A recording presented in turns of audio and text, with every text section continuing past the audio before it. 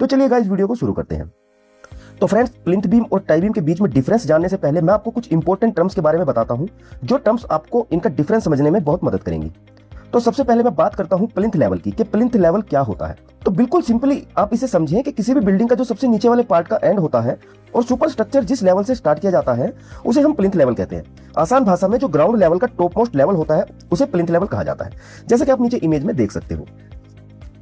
अब बात करते हैं प्लिंथ बीम की। तो जो बीम प्लिंथ लेवल पर प्रोवाइड किया जाता है उसे प्लिंथ बीम कहते हैं, और फ्रेम्ड स्ट्रक्चर में प्लिंथ बीम सबसे पहला बीम होता है जो कंस्ट्रक्ट किया जाता है फाउंडेशन के जस्ट बाद।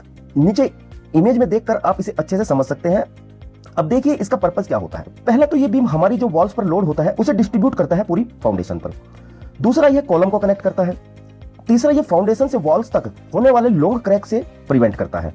और लास्ट पॉइंट ये है कि ये अवॉइड करता है बिल्डिंग को डिफरेंट सेटलमेंट होने से, एक यूनिफॉर्मली लोड प्रोवाइड करके। ठीक है दोस्तों, अब बात करते हैं कि टाई बीम क्या होता है। तो जो बीम कनेक्ट करे दो या दो से ज्यादा कॉलम्स को, रूफ में राफ्टर्स को और रूफ ट्रस को, चाहे वो किसी भी हाइट पर हो, उसे टाई बीम कहा जाता है। तो tie beam mostly roof truss में प्रोवाइड किया जाता है, और ये बीम कोई लोड ट्रांसफर करने का काम नहीं करते, बस ये काम करते हैं कॉलम्स को दो पार्ट में ब्रेक करने का, अगर वह एक लंबी हाइट के हो तो टाई बीम का पर्पज क्या है। पहला तो ये बीम एक्सिली जो कंप्रेशन मींस लोड है उसे कैरी करते हैं।